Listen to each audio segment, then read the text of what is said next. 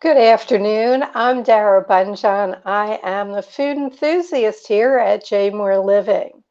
And welcome to the show. If this is your first time tuning in, I'm a food writer, food stylist, PR maven, and a very frustrated baker. Just a reminder to all of you to dig into the archives at jmoreliving.com or here on our J More Living Facebook page and go to all the different shows that we've had. Some very interesting guests, and it's great to take on your walks, your runs, or your drives. Today's guests are father and son duo, Ed and Evan Bosco of Verde Restaurant, which is located in Canton neighborhood here in Baltimore, where Neapolitan pizza is the centerpiece among many of their Italian culinary options. Neapolitan pizza is credited for being the first pizza back in the 1600s, I believe. Naples pizza really hit the radar with Eat, Pray, Love. It was immortalized in the film Arangassi, Pizza and the Art of Living by a former guest, and you can check out the video, Matteo Tranconi. Took him 8 years to do the film about just the pizza and living and how it affected him over that period of time, and featured in Pizza Historian's Daniel Young's book, listing in Where to Eat Pizza. So welcome, Ed. Welcome, Evan. What's on your plate today, Ed? Well, today, we're visiting with you to talk about not only Verde and the pizza scene in Baltimore City, but with Moveable Feast, which is an entity in Baltimore City, that provides meals and nutritional counsel for clients living at the intersection of critical illness and food insecurity. We've been involved with Moveable Feast, or Dining Out for Life, as they like to call it sometimes, for about 7 years now. And we're going to help them this September in their major fundraiser, which is a needy cause. So that's what we've been working on in getting that program ready. So we worked with Moveable Feast for the last 7 years. And Evan, anything to add to that? What's on your plate today? The usual, the daily grind, cranking out new things for people at Verde. Looking forward to new endeavors out ahead, different outreaches. We're always on the lookout on the horizon for new opportunities and new things to jump into. And we've got a few of those in the works that I'm not entirely sure I can disclose at the moment, but we're always looking for the next big thing. When we go offline, you can tell me. And since since you brought up Movable Feast, Dining Out for Life, I believe this is the 25th or 26th year for this charity, which I interviewed from Chopped a couple years ago about this. And this work started with helping out those with HIV who were homebound, and it's progressed to many other types of people who are homebound. And the charity, like many of the charities, were hit very hard this year with COVID. And considering the numbers increased and these people were reliant on the volunteers to bring the food, healthy foods to their home. So I want to tell people that this information about Dining Out for Life will float up in our notes. It is September 23rd, and multiple restaurants are participating. But Ed and Evan have been supporting the charity for a number of years. So please look at the list. Definitely, look at Verde. If you can't make it down there, you can buy a gift card. It's a great charity. And also, if you're looking to volunteer nowadays, they can use your help. There are many homebound people who are still in critical need of meals on a daily basis. With that said, Ed, you are first generation American. Your parents are Italian. Where did they come from in Italy? Well, my father's family comes from the Naples area. I don't know the specific town, but I can tell you that my mom's family comes from northern Italy, between Genoa and Milano, a little town, a little hamlet up in the mountains called Bolderone. And visited there probably 3 times in my lifetime, visited the family homestead, And I realized that, we go back. I've got a picture of a plaque on one of the walls at the homes in that homestead. It says BS, which is for Baldomero Sartori. Sartori is the family name, 1787. And that's a plaque on the wall. So I'm not that old, but certainly the family goes back that far. Northern Italy, northwestern Italy, from the Emilia-Romagna area. And that's why a lot of our cheeses are from that area. Parmesan Reggiano, and some of the other cheeses that we use at Verde that we import. Okay, I have another question for Ed. Evan, I promise I'm coming back to you with questions. Here when I'm needed. Okay. Ed, you have a degree in architectural engineering. What was that? Aeronautical engineer. You know what? Autocorrect. Did I spell it wrong? No. Autocorrect. I probably start typing it and didn't catch up. What was that aha firework light bulb going off in your mind when you said to yourself, Neapolitan pizza was in your future? Wow. Well, I graduated with my degree in the 70s, and that light bulb went off a little after the year 2000. But I never became an aeronautical engineer. I became a commodity trader. I was an aluminum trader. Did a lot of business in Baltimore with some of the aluminum traders that are in this town. But after a while, you kind of get burnt out, and you're looking to do something as you get slightly older. And my current wife and I were like, maybe we'll do something in the food business. And we looked around at many different opportunities, and we found that pizza, specifically Neapolitan pizza, was something that was lacking. My wife came here in 2007. There was not a pizza scene back then, in our opinion. And she's like, Ed, maybe we leave Chicago and we go to Baltimore and try to open up a restaurant, because nobody's doing a Neapolitan pie back then, 2007. And we moved here in 2009 from Chicago and opened up Verde in 2012. 9 years ago this week is our anniversary. So it's been kind of a dream come true. I mean, part of it's a nightmare, actually. But, we've had success in our attention to detail, and the fact that we are really traditional, not only in our recipes, but our ingredients and our cooking and our methodology has served us well in the Baltimore market. There's very, very few true Neapolitan pizza restaurants in Baltimore. We're one of them. Evan, what are the unique traits of a Neapolitan pizza? Well, the big three is the dough, generally made by hand in Naples. The Italians make mixers that generate less heat in the mixing process, so they're a little bit atypical compared to your normal stand-up mixer. But it's just water, flour, salt, and yeast. No oil, no sugars, no extra eggs or anything. So 100% vegan. That's a bonus. The oven is number 2. Has to be cooked at 900 degrees in a wood-fired oven. Traditionally brick. We have a ceramic stone oven, but the stone is not terribly important. Some Italians will tell you it is. And the third part is the sauce. If you use San Marzano tomatoes, we just add sea salt. There's no olive oil in our sauce. We don't cook it down with oregano or garlic. Just really good tomatoes and sea salt. And so it's passata. I'm sorry? It's passata. Yeah. To everybody, passata is basically the raw tomato. It's chopped tomato. Yeah, fresh. They're hand ground. So we use a hand mill to avoid crushing the seeds and making it very bitter. Whereas a typical American pizza, it's usually a sauce that's been cooked for a period of time. This is that. And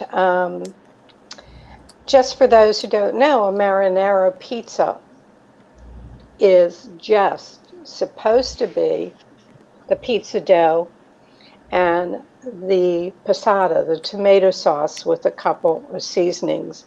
There's no cheese on it. A couple things that I know. I don't know a whole lot.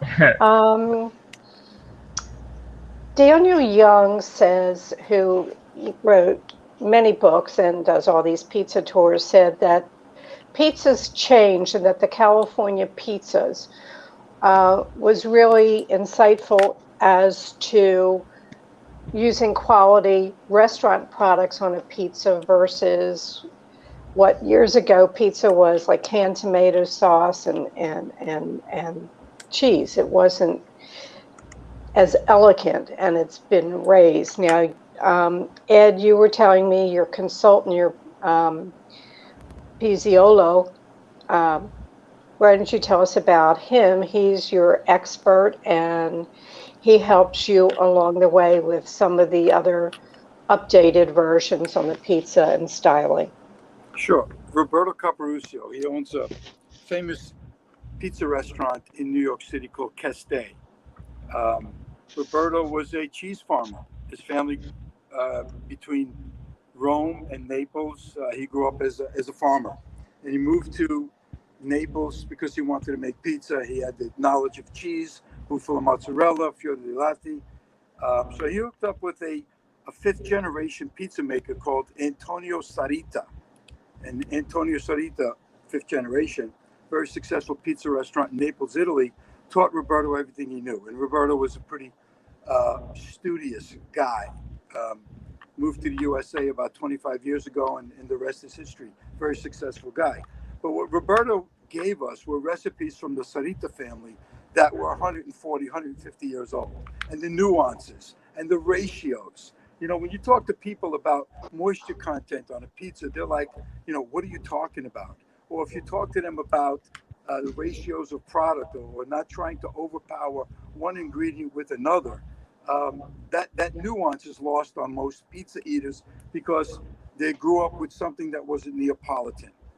They grew up with a New York style pizza, or we're from Chicago. We grew up with a Chicago pizza where everything was kind of, in my opinion, overdone. You know, my opinion of the evolution of pizza as Italian Americans or Italians came from Italy. They came from a country back in the late 1800s, early 1900s that didn't have a lot of stuff. So their pizzas were simple, like ours are, in terms of the ingredients. Right. But when they came to the USA, they had, oh my God, we have all these things. Let's just make the pizza bigger and put more stuff on it. And then that was dumbed down to now you can get, you know, $1 a slice in New York City, and the cheese is not made in house. We make our cheese every day. We make our dough every day. We make our sauce every day. We do all our own roasting of our vegetables in a wood burning oven. So those particulars kind of got lost in the translation from what the Italians were doing and then what the Italian Americans were doing. You know, when I look at many of the restaurants in the USA, especially growing up as a kid in Brooklyn, New York, every family restaurant had their own tomato sauce, Italian restaurant.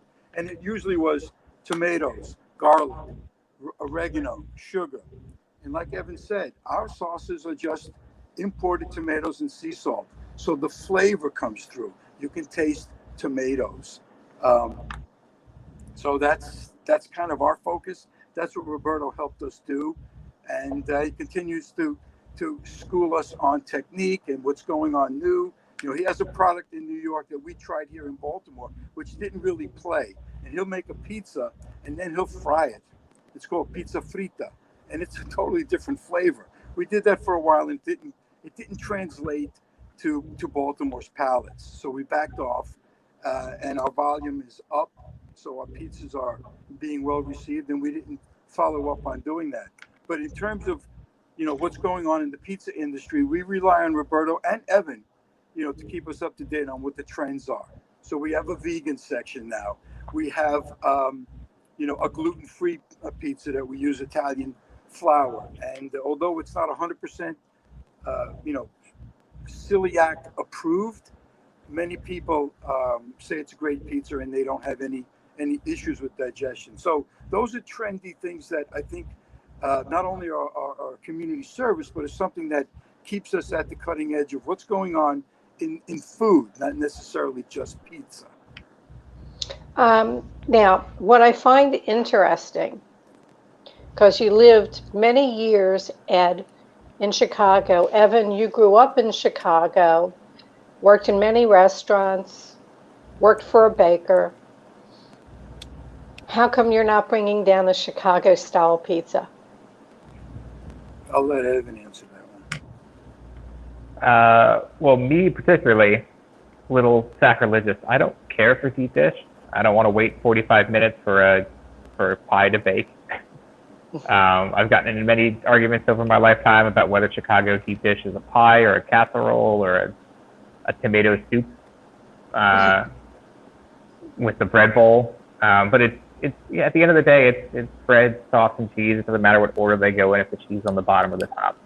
I think, at least as far as making them and being the one in the kitchen, there's no more engaging pizza to make than Neapolitan.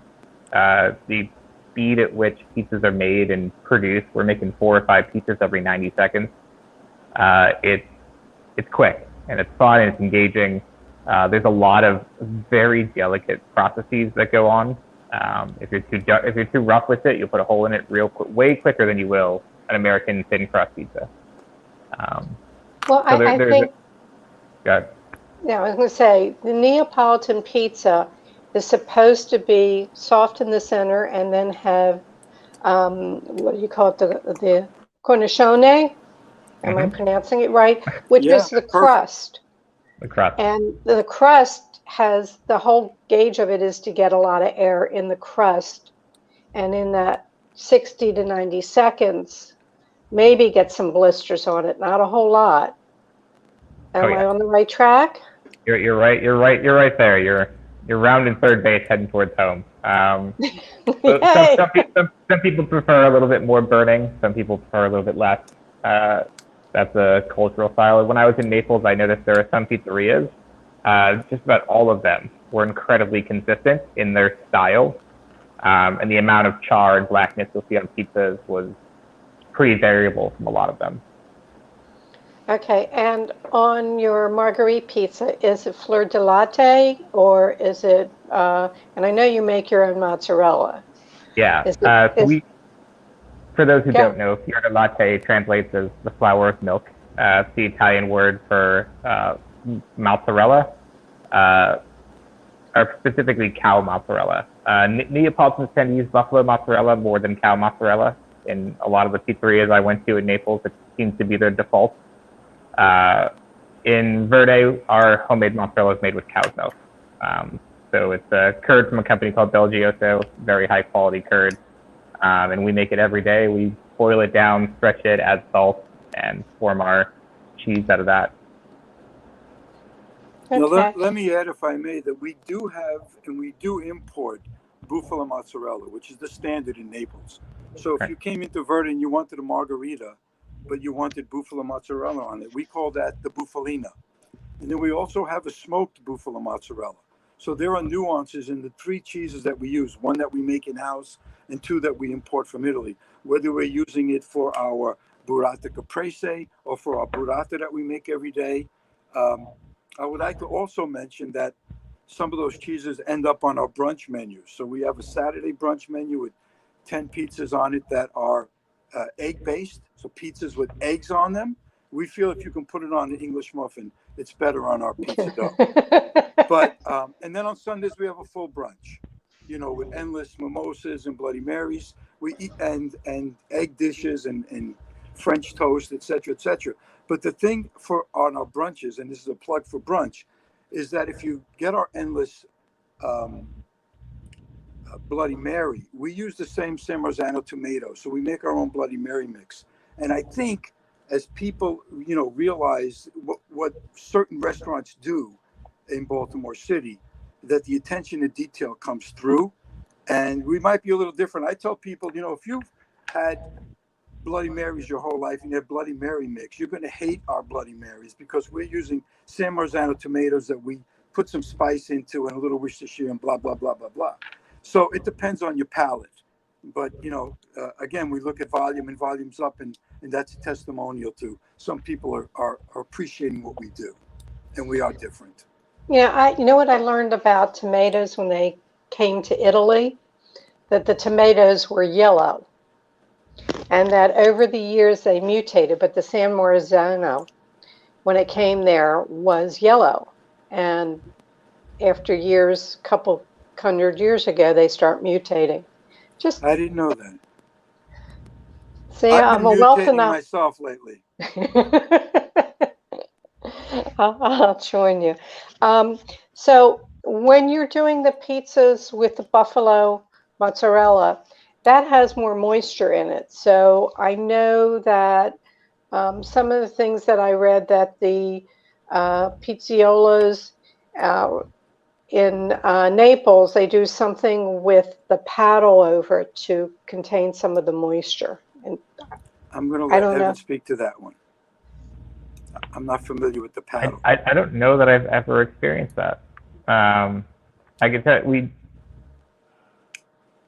the moisture on our pizzas. That's something he mentioned about overloading pizzas and keeping an eye on the moisture content of the pizza, not just the dough and the water ratio within the dough, but also on top of the pizza. As a lot of people who have tried to cook a steak that is still wet or cold knows, you can't get a good sear if it's wet. You got to get rid of that water first. Same thing applies to pizza.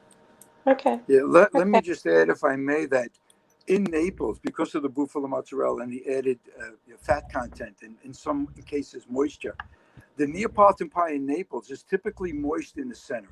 So when you're cutting into it with a knife and fork, you're going to see that moisture. The Baltimore palate didn't like that, so we changed it. So now when we make our mozzarella, we drain it overnight. We cut it up and we let it sit overnight. It drains some of the moisture out, but it still has far more moisture than than a dry mozzarella you'd buy at Harvestita's or Safeway. And Okay. when people try to add a lot of stuff to our pizza, we don't do substitutions at Verde because we have 50 pizzas on the menu. And then we feel that if you can't find a pizza on our menu, we might not be your pizza spot because we've done a lot of different combinations, all in the intent of being able to execute our menu quickly. You come into Verde, if you sit down and order a pizza, in 5 minutes that pizza's on your table. And if we have, take off the basil, add, zucchini, take off the blah blah blah, it slows us down and we make mistakes. So in the effort of being judicious, we've said, hey, no substitutions. If you have a problem with an ingredient, take it off. But we're not a make your own pizza joint. That's why we started with 15 pizzas on the menu. We have 50. And Right. we can execute them very fast because there's no basic changes. There's a standard recipe with standard ratios, et cetera, et cetera. So that's part of our no substitution. It's not that we can't do it, but we frown upon it because it slows us down. And we typically will screw it up. And especially on a busy night where we're doing 200, 300, 400 pizzas at 90 seconds a pop. Right. So I hope people understand that. Okay. Well, Evan, top first and second pizza that sells at Verde. The number one and number two. Number one in every pizzeria is the margherita. So if we just take that one off the menu, we'll say that's a standard.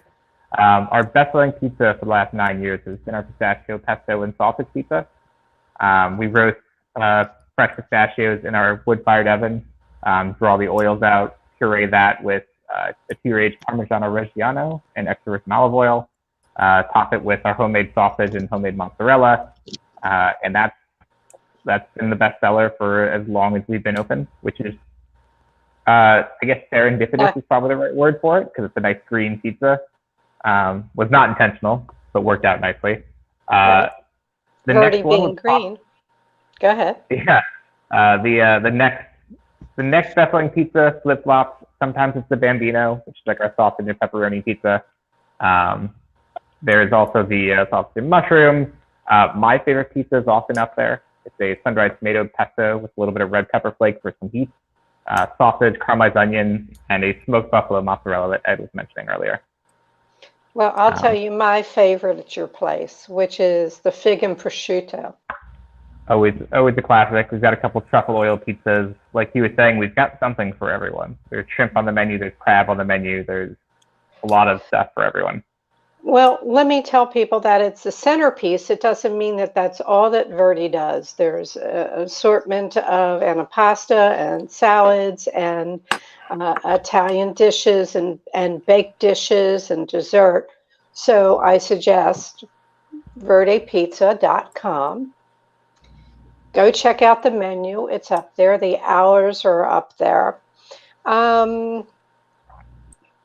Ed. Yes. Because, Evan, you're not old enough to do this. Ed, if you could give yourself give yourself as a younger man a piece of advice that you've learned now, what would you give to your younger self? Wow, it's probably something that I've lived my whole life with, is that I don't want to assume that any particular detail isn't important. You know, when I was trading commodities, my boss, Jerry Solomon, would say, you know, if you prioritize everything, then the low priority stuff's going to fall through the cracks. And in the rest, and especially in the restaurant business, having everything available and accounted for, you know, is the attention to detail that you'll see at Verde, whether it's the lighting, you know, or the silverware. We import our silverware from Italy, special knives, the ingredients. So attention to detail, not compromising, and never assuming, you know, that your game is where it should be. You're always trying to continually improve, and that's what we try to do. I want to say one thing, because I know that we have a lot of Jewish listeners, and it's the big holiday, but we have a cured beef on our menu because many of our guests, many of my friends are Jewish, and they don't eat pork. So I want to mention the fact that not only are we tailoring our menu to various palates, but we also are respectful for, you know, various constraints in dietary considerations. So cured beef, cured pork, vegan, gluten-free. We have a cashew cream that we put on all our vegan pizzas now, which is just cashews and water. So if people say to me, wow, I really like this cashew cream, what's the recipe? Here's the recipe. It's cashews and water. Or if you like our lemon, if you like our house-made limoncello, here's the recipe, and we give it to you. Because I think that our pizzas are very, very similar to sushi. And this is a comparison that I make all the time. And in both cases, you really can't make it at home. Can't make sushi at home, and you need a 900-degree oven, which most people don't have. So that's kind of, you know, attempted humor, if you will. Okay. But Evan, these are a couple questions I always ask at the end of the show. And since I know that you're a baker, what was your ultimate culinary fail or screw up?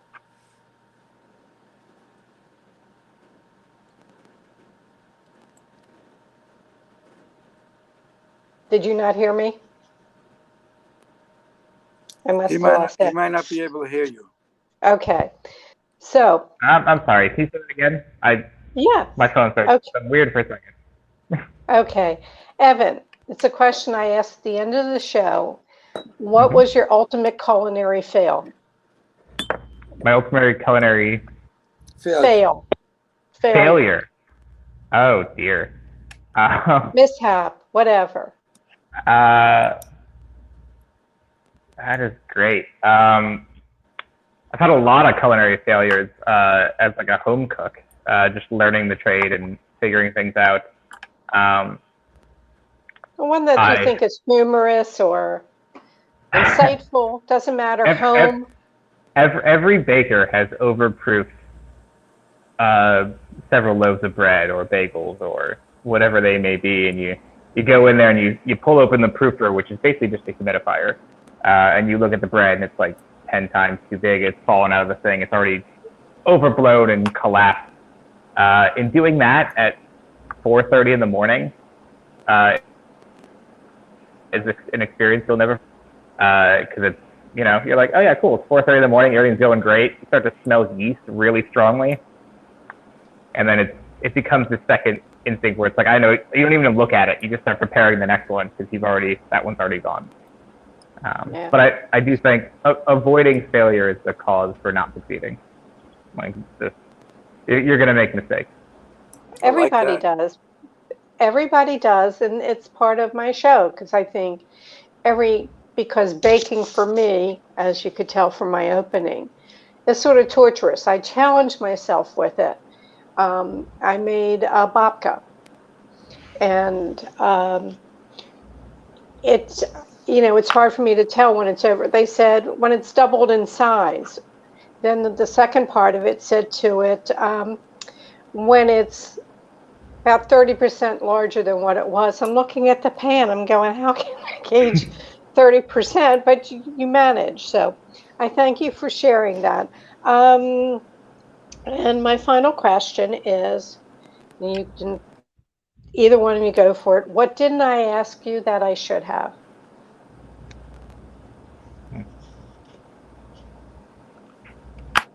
Wow.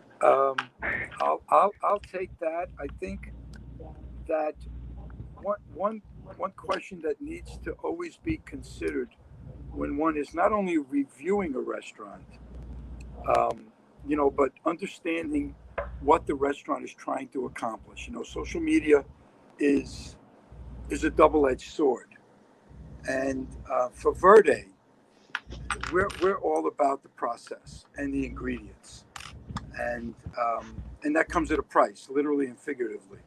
It's a price for us on the labor side, keeping our labor costs in check when we're making everything, when we're making sauce and dough and vegetables and bread and cheese. Um, and I think that if the consumer realizes what the vision is of the restaurant, then we can meet their expectations. In this environment right now, um, it's tough to find people that can be competent in work. So our presentation is a little bit slower these days. Our kitchen is pretty well staffed. We're down one person. So all those things factor into the experience, and we're all about the not only the experience in terms of how the place looks and what kind of music are you playing, but also the ratios and the ingredients, and I think with rising prices, we have never compromised on our ingredients. That's something that I think most restaurants would pride themselves on, and we certainly do. So uh, if you were to ask us about our process and our struggles, those are some of the things that I think are important for me as a restaurateur in presenting a product that we can be proud of. I mean, I want you to come here and not only enjoy the spot, but but walk away saying, "Hey, that was a nice meal. I enjoyed it." Evan, I don't know if you have something. I don't know. I've conducted a few interviews in my time, and been a part of even more. And I guess one of my favorite questions is always like, when you get up in the morning, what is the thing you look forward to most about going to work? Like, what brings you in? Like, why do you do it? And there are countless answers. I love the restaurant. I love what we've built here. But really, I look forward to we have a lot of families that come here. And now that we're 9 years old, I've seen kids that I've been waiting on since they were in diapers and couldn't speak. And we're now their favorite place to go to, and we're their childhood memory. That's that's something that we built, and we're happy to keep doing it. I hope we're here for another 10 years, and there's another generation of teenagers running around in 10 years that are, Verde's their thing. Well, I want to thank you both for joining me on the show. Congratulations on the 9 years. And thank you for your continual support of the community with multiple charities, especially with Dining Out for Life coming up September 23rd. So everybody check that out. So let me wish you the best, and I do one of these young things. Moi, thank you so much, and I'm going to wrap up with a couple of notes. Thank you. Thank you. Bye-bye. Bye. I just wanted to tell people that there will be no show for the next 2 weeks due to holidays and travel. I will return on September 30th with Bruce Weinstein, half of the team of Bruce and Mark, authors of over 35 cookbooks, books that you are buying, how to use a pressure cooker, how to use a air fryer, how to use I always say pressure cooker, but the one pot, slow cookers, ice cream. They've done a gazillion books, and they are hysterical as partners, talented individually, and they have a podcast. If you have time between, check it out. It's called Cooking with Bruce and Mark. And that's the podcast, and it'll be Bruce Weinstein, and that'll be September 30th. I want to extend wishes for a good fast for those celebrating celebrating Yom Kippur. This will be up on Facebook, and jmoreliving.com's page almost immediately after the show. We appreciate it when you share the show with friends who you think will enjoy the content. Always feel free to dig into our archives on Facebook or on jmoreliving.com. If you'd like to contact me, you can reach me at food@jmoreliving.com.